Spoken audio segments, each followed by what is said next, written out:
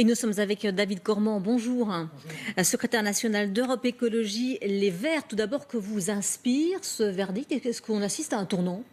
Oui, c'est un tournant. En tout cas, c'est une décision, je pense, historique, puisque ça fait longtemps que des études existent qui démontrent la dangerosité des différents produits que vend Monsanto.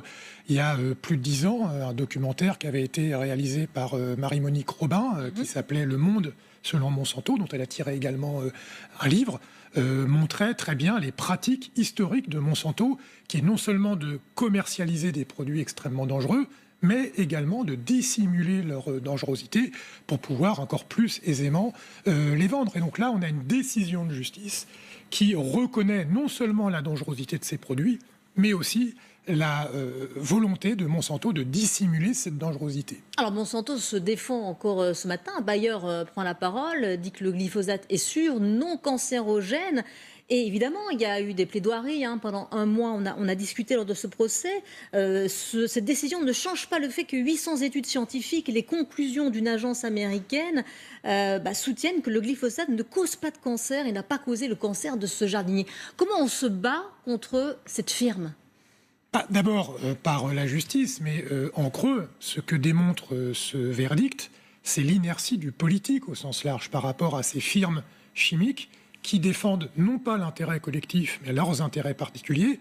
Il y a un coup d'études, de centaines d'études. Oui, en mais fait, d'autres c'est études contre études. Vous savez, oui, exactement. Il y a d'autres études qui expliquent la dangerosité de ces produits. Vous savez, sur le changement climatique, c'était pareil. Les géants du pétrole ont financé et continuent de financer depuis des années. Ils financent même l'élection de président des États-Unis, vous voyez, pour démontrer qu'il n'y a pas de changement climatique, que c'est pas dangereux. Et la littérature scientifique, tout le monde va dans le même sens pour le changement climatique. Là, pour les études. Mais ça n'a pas toujours été le cas. Pourquoi je vous donne cet exemple? C'est qu'on a même eu un ministre qui s'appelait Claude Allègre, qui, à la fin des années 2000, continuait de dire qu'il n'y avait pas de changement climatique, de la même façon qu'aujourd'hui, on a un ministre de l'Agriculture, Stéphane Travert, qui, il y a quelques mois, continue à dire devant l'Assemblée nationale que pour lui, le glyphosate ne posait pas de problème de santé, ni même sur la disparition des insectes pollinisateurs. Et le problème, c'est ça, c'est qu'il y a un décalage entre ce qu'on perçoit bien, y compris par des études, y compris par le fait d'observer les effets sur la nature et les décisions politiques. Il faut que ce soit la justice qui anticipe, alors qu'on a les moyens politiques de dire à ces firmes qu'elles n'ont pas le droit de vie ou de mort sur les populations humaines ou sur les animaux. Quelles vont être les conséquences finalement de ce verdict? Est-ce qu'on peut s'attendre à d'autres procès en série? On sait qu'il y a des milliers de dossiers en attente aux États-Unis.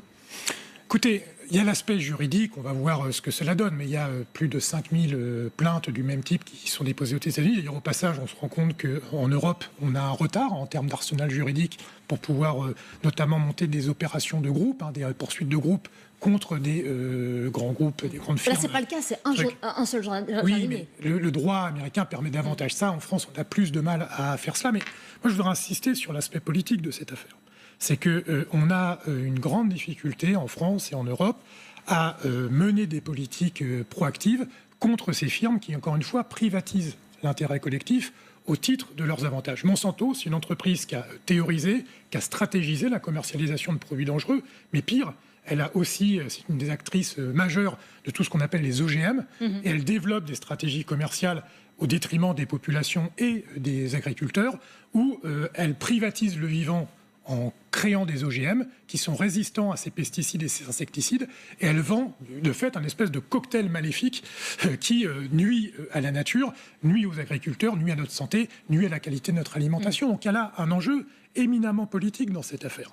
Et donc je crois que ça doit être l'occasion de mettre sur la table, y compris ce qu'on a fait par rapport au climat dont on parlait tout à l'heure avec le GIEC. Vous savez, c'est ce groupement international qui analyse objectivement l'impact de l'activité humaine sur le climat. Je pense qu'il est temps de faire la même chose sur les particules chimiques. Il y a des dizaines de molécules chimiques qui sont commercialisées, dont on connaît mal l'interaction entre elles, et il serait temps de pouvoir analyser réellement objectivement l'effet sur la santé de la commercialisation de ces molécules pour y mettre fin lorsqu'elles sont dangereuses. Et au niveau politique, justement, un petit mot de Nicolas Hulot. Est-ce qu'il est allé au bout de ce qu'il pouvait faire sur le glyphosate? Nicolas Hulot, il a fait ce qu'il a pu en tant qu'écologiste dans un gouvernement qui n'est pas écologiste. Et vous voyez, cette affaire, elle met aussi en lumière cela. C'est-à-dire qu'il y a une sorte de duplicité dans ce gouvernement entre, d'un côté, Nicolas Hulot, qui essaye de faire ce qu'il peut, et une ligne politique du gouvernement et du président de la République qui est, derrière le masque de la modernité et de la nouveauté, toujours au service des lobbies les plus archaïques, y compris en matière de chimie, en matière de pétrole et en matière d'économie financiarisée. Donc là, il y a aussi un vrai problème. Vous savez, on parle de plus en plus d'écologie. On a vu cet été l'effet terrible de notre modèle de développement sur le climat. On le voit là sur l'aspect de la chimie. Il est temps de remettre à plat ce modèle de développement si on veut continuer à vivre heureux sur notre belle planète. Merci beaucoup, David Merci Cormand, d'être venu sur LCI ce midi.